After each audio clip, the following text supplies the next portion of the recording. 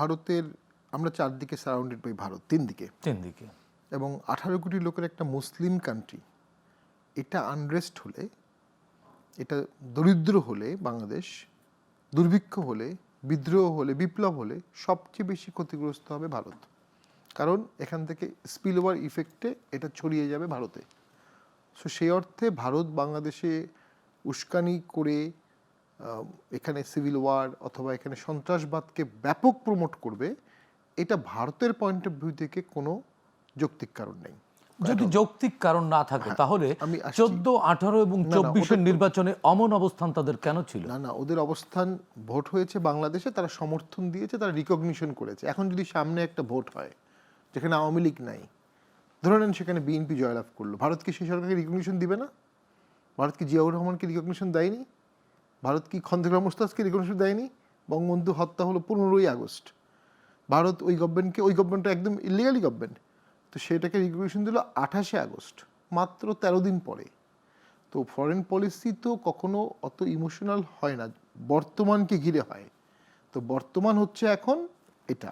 তবে ডক্টর ইউনূস স্যারের গোড়াতে কিছু ভুল হয়ে গেছে। উনি নিজেও একবার 7 সিস্টার নিয়ে মন্তব্য করেছিলেন ফ্রান্সের সময় এবং আগেই, এবং তার ডান পাশের বাম পাশের লোকরা ভারতের বাংলাদেশের ম্যাপকে বড় করেছে, 7 সিস্টার থাকবে না এবং হেঁটে হেঁটে কেলকাটা দখল করে ফেলবে, মানে উস্কানিমূলক বক্তব্য অনেক ছিল, ভারতেও ছিল, ভারতেও রাজনৈতিক রেটরিক। কিন্তু মুশকিলটা হচ্ছে ভারতে বক্তব্য যারা দিয়েছে তারা দায়িত্বশীল ব্যক্তি না, তারা টিভি মিডিয়ার ব্যক্তিত্ব বা অন্য কেউ। কিন্তু বাংলাদেশে যারা বক্তব্য দিয়েছে দে আর পার্ট অফ ক্যাবিনেট। কীভাবে ডক্টর স্যার সেটা মানে লাইবিলিটি এড়াবে? কারণ ক্যাবিনেটের কালেকটিভ ক্যারেক্টার থাকে। দেন আপনি যে বলেন ভারতের সাথে সুসম্পর্ক, ডক্টর ইউনূস স্যার কি চেষ্টা করেনি? বিক্রম মিস্ত্রি হচ্ছে ফরেন সেক্রেটারি, উনি যখন বাংলাদেশে আসলেন ডক্টর ইউনূস স্যার তার সাথে দেখা করলেন। কেন করলেন? উনি তো prime minister two prime minister দেখা হওয়ার কথা, উনি কেন ফরেন সেক্রেটারির সাথে দেখা করবেন? এটা কিন্তু প্রোটোকলে আসে না। আবার বিমস্টেকের সময় ব্যাংককে আমরা জানি উনি উপযাচক হয়েই নরেন্দ্র মোদীর সাথে দেখা করেছেন। দেশের স্বার্থে হতে পারে। ফ্যাক্ট রিমেইন, যে পরিবেশে বাংলাদেশকে নিয়ে যাওয়া হয়েছে, বর্তমান সরকারের সাথে ভারত কমফোর্টেবল না। তাহলে ভারত কি করবে? এদেশে একটা যুদ্ধ চাপিয়ে দিবে নাকি? ভারত একটা ইলেকশন, যেটা আপনি বললেন যে ইলেকশন না হওয়ার জন্য ভারতের ষড়যন্ত্র, আমি মনে করি অনেকে বলছেন, অনেকে অভিযোগ তুলছেন, বাট আমি এটা মনে করি এটা কখনোই লজিক্যাল না। বরং যারা তুলছেন তারা কেন তুলছেন? তাহলে না বুঝে তুলছেন। ভারত বিরোধিতা তো এই দেশে একটা খুব ভালো পলিটিক্যাল স্ট্যান্ড। ভারত বিরোধিতা করলে আপনি জনপ্রিয় হবেন খুব দ্রুত, পলিটিক্যাল ক্যারিয়ার খুব ভালো হয়, সবসময় দেখেছি। ইলেকশন চাচ্ছে না কারা? ইলেকশন চাচ্ছে না তারা যারা ইলেকশনের পরে ম্রিয়মান হয়ে যাবে, বিলীন হয়ে যাবে। অর্থাৎ এই যে রাষ্ট্রটা চালাচ্ছে 1-1.5 বছর একটা গোষ্ঠী, ডাইরেক্টলি ইনডাইরেক্টলি, যারা ইলেকশনকে ভয় পাচ্ছে, তারা ইলেকশন চাচ্ছে না। বাট আমি মনে করি ভারত বর্তমানে একটা সেমি ডেমোক্রেটিক ট্রানজিশনই চাচ্ছে। তার জন্য একটা ইলেক্টেড গভর্নমেন্ট দরকার, যার সাথে সে কমফোর্টেবলি ওয়ার্ক করতে পারবে। সেটা বিএনপি বা জামাত হলেও কোনো অসুবিধা আমি মনে করি তাদের থাকার কোনো কারণ নাই। এবং সেই মেসেজটা তারা দিয়ে দিয়েছে।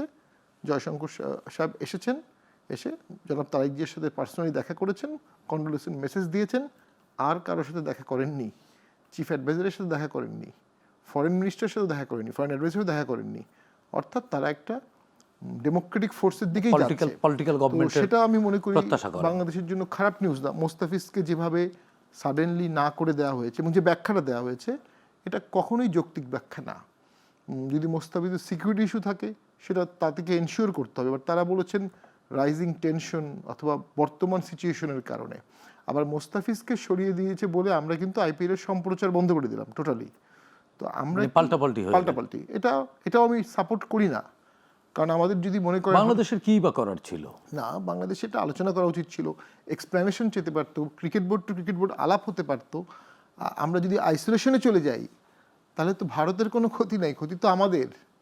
আমরা যত আইসোলেশন যাব তত আমাদের বহুমুখী থাকতে হবে। আমাদের ক্ষতি, কিন্তু ভারতের কি কোনো ক্ষতি নেই? অবশ্যই হচ্ছে, ইকোনমিক ক্ষতি হচ্ছে, ভারতেরও ইকোনমিক ক্ষতি হচ্ছে। বাট মোটা দাগে ক্ষতিটা আমাদের বেশি, রিস্কটা আমাদের বেশি। আমরা কোনো নতজনই ফরেন পলিসি চাই না। ফরেন পলিসি কোনো বন্ধুত্ব বলে কিছু নেই, কুইট পুরো আমার স্বার্থ। কিন্তু এই কথাগুলো তো এর আগে আপনারা বলেননি না, এর আগে আপনারা যারা রাজনীতি করেন এর আগে আপনাদের কাছ থেকে এরকম পরিষ্কার ব্যাখ্যা কিন্তু পাইনি। আপনি জাতীয় পার্টির মহাসচিব, আপনি পার্লামেন্টে ছিলেন, আমরা কিন্তু এরকম পরিষ্কার, আজকের বক্তব্য যেমন ভালো লাগছে, নিশ্চয়ই দর্শকদেরও ভালো লাগছে, এইভাবে তো আপনারা পরিষ্কার করেননি না, এই এর বিষয়গুলো। কাছাকাছি বক্তব্যই সবসময় আমরা দিয়েছি। কাছাকাছি কেন দিবেন আপনি? জনগণ আপনাকে দায়িত্ব দিয়েছে তাদের ভয়েস হয়ে পার্লামেন্টে কথা তুলবার জন্য। অবশ্যই, আপনারা কেন সেটি তুলতে পারেননি? তার মানে কি আপনাদেরও টুটি চেপে ধরা হয়েছিল? না, আমরা অবশ্যই বলেছি। একটা প্রশ্ন এখন তুলি, মিডল ইস্টে বাংলাদেশের সোলজাররা মার্সেনারি সোলজার হিসেবে কাজ করবে, এরকম একটি গোপন চুক্তি আওয়ামী লীগের আমলে করা হয়েছিল। আমরা টোটালি এটা প্রোটেস্ট করেছি। না, সেটা তো মিডল ইস্ট, ভারত ইস্যুতে কেন বলেননি? আজকে কেন ওই বলছেন? চুক্তিটা এখনো আছে, ওই চুক্তি এই সরকারও বহাল রেখেছে। তো আমরা, এবং এই সরকার নন ডিসক্লোজার ক্লোজ দিয়ে চুক্তি করেছে, নন ডিসক্লোজার ক্লোজ, অর্থাৎ আপনার ক্লজগুলো বাংলাদেশের মানুষ জানতে পারবে না এই দেশের কি দেয়া হচ্ছে। আমরা ভারত বাংলাদেশ সম্পর্কের মর্যাদাপূর্ণ কথা তখনও বলেছি, এখনো বলেছি। একটা উদাহরণই তো যথেষ্ট। এরশাদ স্যার 14 সালে যে বক্তব্যটি দিয়েছিলেন যে তুমি সেক্রেটারি, তুমি কেন বাংলাদেশের আভ্যন্তরীণ কিন্তু এরশাদ সাহেব, হুসেইন মোহাম্মদ এরশাদের এই সকল বক্তব্য আপনারা নিজেরাই মাটি করে দিয়েছেন জিএম কাদেরের ওই বক্তব্যের মাধ্যমে। ভারত যেটি বলেছে সেটি প্রকাশ করা যাবে না। তারপরে দেখলাম একটি মধ্যরাতের নির্বাচন।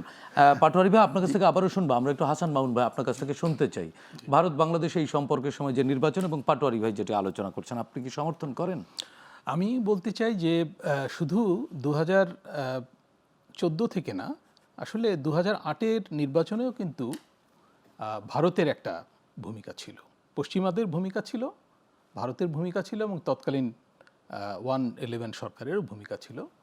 এবং পরে তো এগুলো জানা গেছে, লেখালেখিও হয়েছে, প্রণব মুখার্জির বইয়ের কথা আমরা জানি, এবং তৎকালীন সেনাপ্রধানের কি ভূমিকা ছিল সেগুলো আমরা জানি, কিভাবে তার মানে ওনার সেফ এক্সিট হয়েছে, এইসব কথাবার্তা তো রাজনীতিতে বহুলভাবে আলোচিত।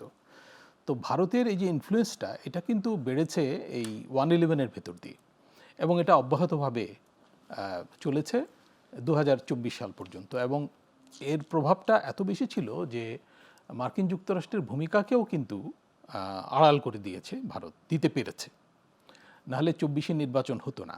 মানে আঞ্চলিক পরাশক্তি হিসেবে তারা যা যা এক্সপোজ করার সবটুকু এক্সপোজার তারা দিতে পেরেছে। আচ্ছা, তো ফলে 24-এ যে গণ অভ্যুত্থান হয়েছে সেটার একটা ইমপ্রেশন এরকম যে এটা শুধু আওয়ামী লীগের পতন না, এটা ভারতের যে পররাষ্ট্রনীতি তারও পতন বাংলাদেশে। এবং মামুন ভাই, আপনার আলোচনা একটু যুক্ত করি, সেটি হচ্ছে আমরা এই আন্দোলনের 3-4 মাস আগে থেকে দেখেছি ভারত খেদাও আন্দোলন বিভিন্ন ব্যানারে, মালদ্বীপের কথা আমরা বলতে পারি, ভারত খেদাও আন্দোলন, এবং কিন্তু ওই ঢাকার আন্দোলনের রাস্তায় ভেতর দেখেছি। দিয়ে উনি ক্ষমতায় এসেছেন। আমি এই জায়গাটিতে আমার প্রশ্ন, বাংলাদেশের সাধারণ মানুষের মধ্যে ভারত বিরোধিতা এত প্রকট হলো, এই দায় কার?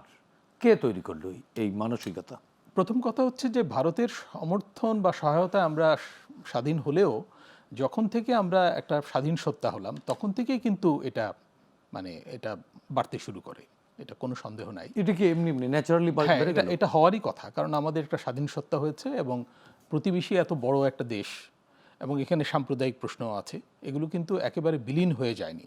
যদিও 71 সালে আমরা এগুলোকে সামনে আনিনি, কিন্তু দেশ স্বাধীন হওয়ার পরে কিন্তু এই প্রশ্নগুলো ধীরে ধীরে বেড়েছে।